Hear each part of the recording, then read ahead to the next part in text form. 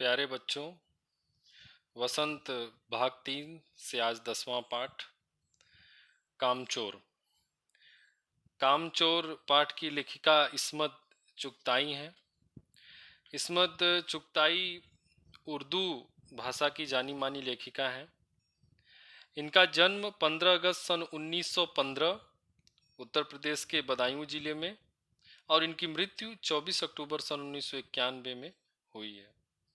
अपने विवादास्पद लेखन के लिए इस्मत चुगताई काफ़ी जानी जाती हैं। आज का पाठ कामचोर बड़ा पाठ है, हास्य से भरा हुआ है, लेकिन इस हास्य के बीच में एक बहुत बड़ा संदेश लेखिका देना चाह रही हैं। चूंकि हम पाठ के महत्वपूर्ण अंशों को लेकर ही आगे बढ़ेंगे, इसलिए मैं पाठ का जो प्रतिपाद्य है, उद्देश्य है या लेखिका इस पाठ के माध्यम से जो कहना चाह रही हैं उसको मैं पहले ही बता दूं, ताकि आप उस हिसाब से पाठ को देखेंगे। कामचोर पाठ के माध्यम से लेखिका इसमें जो विषय वस्तु है वो एक अमीर परिवार के कुछ बच्चों पर केंद्रित है, जिन्होंने बचपन से लेकर अपने किशोरावस्था तक कोई भी काम नहीं किया है। प्यारे बच्चों, कहा जाता है ना कि हम जैसा बोते हैं हम वैसा ही पाते हैं, हम जैसा बोएंगे हम वैसा ही काटेंगे। और कोई भी परिवर्तन या कोई भी सीख न एक दिन में आती है और न एक दिन में जाती है। यानी किसी भी चीज के बनने में भी समय लगता है, उसके बिगड़ने में भी समय लगता है। और जैसा हम चाहते हैं कि ऐसी चीजें हों, तो उसके लिए हमको शुरू से ही उस रास्ते पर हमको चलना होता है। हम एकाएक चाहेंगे तो अपना रास्ता नहीं बदल सकते, जिस रास्ते पर हम लंबे समय से चलते चले आ रहे हैं।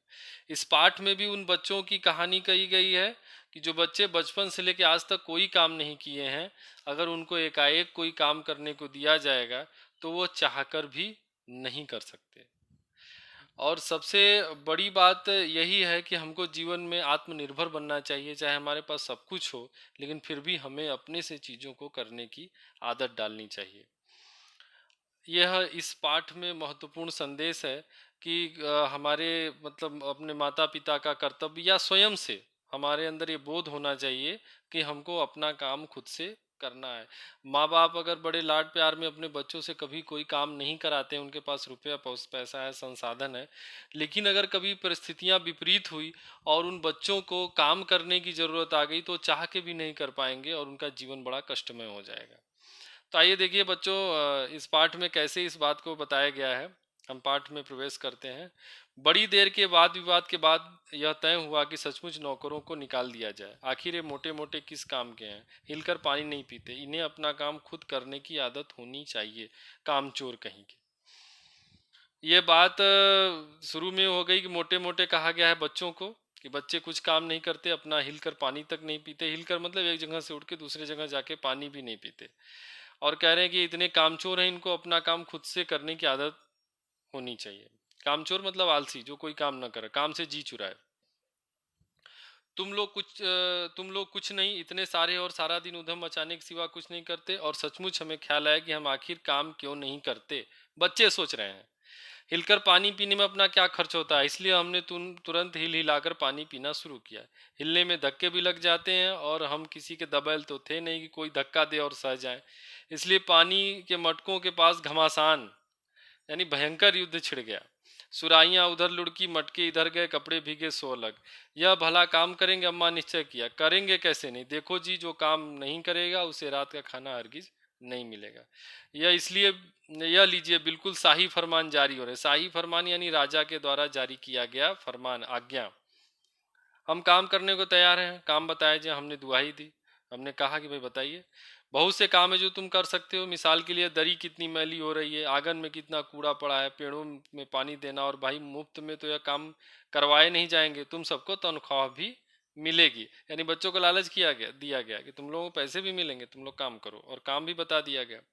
अब्बा मियाँ कुछ काम बताएं और दूसरे कामों का हवाला भी दिया। माली को तनख्वाह मिलती अगर बच्चे मिलकर पानी डालें तो। ए खुदा के लिए नहीं, घर में बाढ़ आ जाएगी, अम्मा ने याचना की। फिर भी तनख्वाह के सपने देखते हुए हम लोग काम पर तुल गए।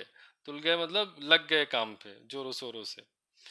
एक दिन फर्शी दरी पर बहुत से बच्चे जुट गए और चारों ओर से कोने पकड़कर झटकना शुरू किया। दो चार ने लकड़ियां लेकर धुआंधार पिटाई शुरू कर दी। सारा घर धूल से अट गया। खांसते खांसते सब बेदम हो गए। सारी धूल जो दरी पर थी, जो फर्श पर थी, सबके सिरों पर जम गई, नाकों और आंखों में घुस गई। बुरा हाल हो गया सबका। हम लोगों को तुरंत आंगन में निकाला गया। वहां हम लोगों ने फौरन झाड़ू देने का फैसला किया। झाड़ू क्योंकि एक थी और तनख्वाह लेने वाले उम्मीदवार बहुत, इसलिए क्षण भर में झाड़ू के पुर्जे उड़ गए। जितनी सीखें कहा गया, जितनी सीखें जिसके हाथ पड़ी वह उनसे ही सीधे उल्टे सीधे हाथ मारने लगा। देखो बच्चों, ये दरी वाला जो सीन है यहाँ पे चित्र में दिया गया है। अम्मा ने सिर पीट लिया, भाई ये बुजुर्ग काम करने दे तो इंसान काम करे, अब जरा जरा सी बात पे टोकने लगे तो बस हो चुका काम। असल में झाड़ू देने से पहले जरा सा पानी छिड़क लेना चाहिए। बस यह ख्याल आते ही तुरंत दरी पर पानी छिड़का गया। एक तो वैसे ही धूल से अटी हुई थी, पानी पड़ते ही सारी धूल कीचड़ बन गई। अब सब आंगन से भी निकाले गए। तय हुआ कि पेड़ों को पानी दिया जाए। बस सारे घरों की बाल्टियां, लोटे, तसले, भगोने, पतीलियां लूट ली गई। जिन्हें चीजें भी न मिली वे डोंगे, कटोरे और गिलास ले ही भागे। भाई एक मतलब था कि काम करना है चाहे जैसे भी। अब सब नल पर टूट पड़े। यहाँ भी वो घमासान मची कि क्या मजाल जो एक बूंद पानी भी किसी के बर्तन में आ सके। ठूसम ठास किसी की बाल्टी पर पतीला और पतीले पर लोटा और भगोने और डोंगे। पहले धक्के चले, फिर कोहनियाँ, उसके बाद बर्तन। फौरन बड़े भाइयों, बहनों, मामुओं और दमदार मौसियों फूफियों की कुमुक, कुमुक यानी बटालियन, फौज भेजी गई। तब जाके सब लोग हथियार फेंक कर पीठ दिखा गए। इस धींगा मुश्ती में कुछ बच्चे, यानी इस धक्कम धक्का में कुछ बच्चे कीचड़ में लथपथ हो गए, जिन्हें नहलाकर कपड़े बदलवाने के लिए नौकरों की वर्तमान संख्या काफी नहीं थी। पास के बंगलों से नौकर आए और 4 आना प्रति बच्चा के हिसाब से नहलाए गए। हम लोग कायल हो गए कि सचमुच यह सफाई का काम अपने बस की बात नहीं, और न ही पेड़ों की देखभाल हमसे हो सकती है। कम से कम मुर्गियां बंद कर दें। मुर्गियां बाहर अपना दाना चुग रही थी तो उसको बंद करने चले। बस शाम से ही जो बांस, छड़ी, हाथ पड़ी लेकर मुर्गियों को हाँकने चल दड़बे दड़बे। पर साहब, मुर्गियों को भी किसी ने हमारे विरुद्ध भड़का रखा था। ऊट पटांग इधर उधर कूदने लगी। दो मुर्गियां खीर के प्यालों से जिन पर आया चांदी के वर्क लगा रही थी, दौड़ती फड़फड़ाती हुई निकल गई। अब आप सोचिए कि खीर पर मुर्गी का पैर पड़ जाना, यानी सब खराब हो गया। तूफान गुजरने के बाद पता चला कि प्याले खाली हैं और सारी खीर दीदी के कामदानी के दुपट्टे और ताजे धुले सिर पर लगी हुई हैं। एक बड़ा सा मुर्गा अम्मा के खुले हुए पानदान में कूद पड़ा और कत्थे चूने में लुथड़े हुए पंजे लेकर नानी अम्मा की सफेद दूध जैसी चादर पर छापे मारते हुए निकल गया। एक मुर्गी दाल की पतीली में छपाक मारकर भागी और सीधी जाकर मोरी में इस तेजी से फिसली कि सारी कीचड़ मौसी जी के मुंह पर पड़ी, जो बैठी हुई हाथ मुंह धो रही थी। इधर सारी मुर्गियां बेनकेल, मतलब बिना रोक टोक के हो गई, कोई उनमें बंधन नहीं रह गया। काउंट बनी चारों तरफ दौड़ रही थी। एक भी दड़बे में जाने को राजी न थी। बेनकेल काउंट यानी वो ऊंट जिसके नाक में नकेल रहता है, जिससे खींचने पे ऊंट रुक जाता है। तो और बेनकेल का हो गया यानी वो बिना रोक टोक के हो गया। एक भी दड़बे में जाने को राजी नहीं थी, यानी मुर्गियां अब अपने, मुर्गियां जहां रहती हैं उस जगह को दड़बा कहते हैं। इधर किसी को सूजी की जो भेड़ें आई हैं लगे हाथ उनको दाना खिला दिया जाए। दिन भर की भूखी भेड़ें दाने का सूप देकर जो सबकी सब झपटी तो भाग कर जाना कठिन हो गया। लष्टम पष्टम तख्तों पर चढ़ गई जैसे तैसे। लष्टम पष्टम मतलब जैसे तैसे। पर भेड़ चाल मशहूर है। भेड़ चाल का क्या मतलब होता है कि एक भेड़ जिस दिशा में आगे जाती है, दूसरी भेड़ें अपना सिर उसके पीछे लगाए रहती हैं, आगे देखती नहीं है और उसी में चलती चली जाती है। एक भेड़ जहां गई सभी वहीं चली जाती हैं। उनकी नज़र तो बस दाने के सूप पर जमी हुई थी। पलंगों को फलांगती, बर्तन लुढ़काती साथ साथ चढ़ गई। तख्त पर बानी दीदी का दुपट्टा फैला हुआ था, जिस पर गोखरी, चंपा और सलमा सितारे रखकर बड़ी दीदी मुगलानी बुआ को कुछ बता रही थी। भेड़ें बहुत निसंकोच सबको रौंदती मेंगनों का छिड़काव करती हुई दौड़ गई। जब तूफान गुजर चुका तो ऐसा लगा जैसे जर्मनी की सेना टैंकों और बम्बारों सहित उधर से छापा मारकर गुजर गई। जहां जहां सुबह गुजरा, भेड़े शिकारी कुत्तों की तरह गंध सूंघती हुई हमला करती गई। ये जर्मन फौजों की एक विशेषता होती थी कि वो जिस शहर पे या जिस इलाके पे कब्जा करते थे, उस इलाके को पूरी तरीके से ध्वस्त करके आगे बढ़ते थे, जिससे लोगों को मालूम हो जाता था कि जर्मन फौज यहाँ से गई है। लोगों को भाग जाने पर भी वो खाली पड़े शहरों को भी तोप के गोलों से गिरा देते थे। हज्जन माँ एक पलंग पर दुपट्टे से मुंह ढके सो रही थी। उन पर से जो भेड़ें दौड़ी तो वह न जाने सपने में किन महलों की सैर कर रही। दुपट्टे में उलझी हुई मारो मारो चीखने लगी। इतने में भेड़ें सूप को भूलकर तरकारी वाली की टोकरी पर टूट पड़ी। वह दालान में बैठी मटर की फलियां तोल तोल कर रसोइयों को दे रही थी। वो अपनी तरकारी का बचाव करने के लिए सीना तान कर उठ गई। आपने कभी भेड़ों को मारा होगा तो अच्छी तरह देखा होगा कि बस ऐसा लगता है जैसे रुई के तकिए को कूट रहे हों। भेड़ को चोट नहीं लगती, बिल्कुल यह समझकर कि आप उससे मजाक कर रहे हैं। वो आप पर चढ़ बैठेगी। जरा सी देर में भेड़ों ने तरकारी छिलकों समेत अपने पेट की कढ़ाई में छौंक दी। यानी भेड़ों ने क्या किया कि सारी तरकारी वाली की जितनी तरकारियां थी सब खा गई। इधर यह प्रलय मची थी, उधर दूसरे बच्चे भी लापरवाह नहीं थे। इतनी बड़ी फौज थी जिसे रात का खाना न मिलने की धमकी मिल चुकी थी। वे 4 भैंसों का दूध दूहने पर जुट गए। धुली बेधुली बाल्टी लेकर 8 हाथ 4 थनों पर पिल पड़े। भैंस एकदम जैसे चारों पैर जोड़कर उठी और बाल्टी को लात मारकर दूर जा खड़ी हुई। तय हुआ कि भैंस की अगाड़ी पिछाड़ी बांध दी जाए। जैसा सामान्यतः होता है कि पैर बांध दिया जाता है तो जो भैंसें इधर उधर करती हैं उनका दूध दूहना आसान हो जाता है। फिर काबू में लाकर दूध दूह लिया जाए। बस झूले की रस्सी उतारकर भैंस के पैर पर बांध दिए। देखिए दृश्य यहाँ पे है। बांध दिए गए। पिछले 2 पैर चाचा जी की चारपाई के पायों से बांध अगले 2 पैरों को बांधने की कोशिश जारी थी कि भैंस चौकन्नी हो गई। छूटकर जो भागी तो पहले चाचा जी समझे शायद कोई सपना देख रहे हैं। फिर जब चारपाई पानी के ड्रम से टकराई और पानी छलक कर गिरा तो समझे कि आधी तूफान में फंसे हैं, साथ में भूचाल भी आया हुआ है।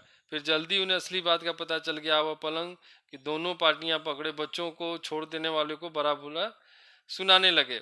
यहाँ बड़ा मजा आ रहा था। भैंस भागी जा रही थी, पीछे पीछे चारपाई और उस पर बैठी हुई चाचा जी। ओह, एक भूल हो गई, यानी बछड़ा तो खोला ही नहीं, इसलिए तत्काल बछड़ा भी खोल दिया गया। तीर निशाने बैठा और बछड़े की ममता में व्याकुल होकर भैंस ने अपने खुरों को, अपने मतलब पैरों को ब्रेक लगा दिया। बछड़ा तत्काल जुड़ गया। दूहने वाले गिलास कटोरे लेकर लपके, क्योंकि बाल्टी तो छपाक से गोबर में जा गिरी थी। बछड़ा फिर बागी हो गया। कुछ दूध जमीन पर और कपड़ों पर गिरा। 2-4 दाने गिलास कटोरों पर भी पड़ गई। बाकी बछड़ा पी गया। सब कुछ कुछ मिनटों के 3/4 में हो गया। घर में तूफान उठ खड़ा हुआ। ऐसा लगता था जैसे सारे घर में मुर्गियां, भेड़ें, टूटे हुए तसले, बाल्टियां, लोटे, कटोरे और बच्चे थे। बच्चे बाहर किए जाए, मुर्गियां बाग में हकाई गई, मातम सा मनाती तरकारी वाले के आंसू पोंछे गए और अम्मा आगरा जाने के लिए सामान बांधने लगी। अब आप देखिए, या तो बच्चा राज कायम कर लो या मुझे ही रख लो, नहीं तो मैं चली मायके, अम्मा ने चुनौती दी। यानी अगर इन बच्चों का अगर अपने मनमानी ये करते रहे तब इस घर में रहना मुश्किल हो जाएगा और मैं अब यहाँ नहीं रह सकती, मैं मायके चली जाऊंगी। और अब्बा ने सबको कतार में खड़ा कर पूरी बटालियन का कोर्ट मार्शल कर दिया। अगर किसी बच्चे ने घर की किसी चीज को हाथ लगाया तो बस रात का खाना बंद। बच्चों, आप याद करिए कि शुरू में क्या हुआ कि अगर आप लोग अपना काम नहीं किए, ये सारे काम नहीं किए तो आपको रात का खाना बंद। लेकिन ये वही बच्चे हैं जिन्होंने जीवन में कभी कुछ नहीं किया, तो चाहे खाना बंद हो जाए चाहे जो हो जाए, ये चाह के भी अब कुछ नहीं कर सकते। इसलिए जब इन्होंने काम करना शुरू किया तो काम करने से भी बुरी स्थिति पैदा हो गई और अंत में निष्कर्ष क्या निकला कि अगर आप लोगों ने अब कोई काम किया तो रात का खाना बंद। ये लीजिए, इन्हें किसी करवट शांति नहीं। हम लोगों ने भी निश्चय कर लिया कि अब चाहे कुछ भी हो जाए हिलकर पानी नहीं पिएंगे। यानी बच्चे कहे कि ठीक है भाई, हम लोग कुछ नहीं करते तो भी बुरा, कुछ करते हैं तो भी बुरा, चलिए हम लोग फिर से अपने पुरानी वाली स्थिति में आ जाएं। यानी हम अब एक जगह से उठ के जाके पानी तक नहीं पिएंगे, ये करेंगे। ये वही संदेश है जिसको मैंने शुरू में ही बताया था कि ये कैसे बच्चे, आखिर ये बच्चे कैसे बने। अगर शुरू से इन्हें काम की आदत डाली जाती तो इनकी ऐसी स्थिति नहीं होती। इन्हें शुरू से ही इतना आराम दे दिया गया कि ये कभी भी अब जीवन में इनको जरूरत पड़ेगी तो चाहकर भी ये काम नहीं कर सकते। तो लेखिका यही कहना चाहती हैं कि चाहे हमारे पास जितनी भी सुविधा, रुपया, पैसा, सब कुछ हो जाए, हमें आत्मनिर्भर यानी स्वयं से अपना काम करने की आदत जरूर होनी चाहिए। और ये बड़े संदर्भ में है कि अगर हम बच्चों की आदत को खराब, देखिए बच्चों की आदत या कोई भी आदत एक दिन में नहीं खराब होती, ये बड़ा लंबा समय होता है आदत को खराब होने में। और जब एक बार जाके आदत पूरी तरीके से खराब हो जाती है तो व्यक्ति भले खाए बिन मर जाए, लेकिन वो चाह के भी वो काम नहीं कर सकता। तो इसलिए हम जो चाहते हैं कि जैसा हो, हमको अपने में और अब जिनसे हम चाहते हैं उनमें लगातार, अब जैसे पढ़ाई की ही बात की जाए, अगर आप चाहते हैं कि हमारे अच्छे नंबर आए तो आप एक दिन में चाहेंगे कि साल भर सोते रहें और एक बार उठें और पढ़ लें और अच्छे नंबर, तो कभी संभव नहीं, बल्कि और ख़राब हो जाएगा। अगर कोई ऐसा चाहता है तो उसको शुरू से ही उसको लेकर मेहनत और परिश्रम करना होगा, तब जाके उसको अंत में सफलता मिलेगी। तो ये पाठ यही बता रहा है कि ये जो बच्चे हैं, बड़े घरों के बच्चे, इन्होंने जीवन में कुछ नहीं किया, यानी गलती किसकी है? गलती अभिभावकों की है, इनके माता पिता की, जिन्होंने उनकी इस तरीके से परवरिश की, जिसका परिणाम ये है कि आज वो चाह भी रहे हैं काम करना तो भी सब कुछ उलट पुलट हो जा रहा है। ठीक है बच्चों, तो इस पाठ से कुल 5 प्रश्न हैं, सरल सरल प्रश्न हैं जिनका आप उत्तर लिखेंगे, और इसके बाद भी अगर आपके मन में कोई प्रश्न रह जाता है तो मुझसे ऑनलाइन क्लास में पूछेंगे। तब तक के लिए धन्यवाद।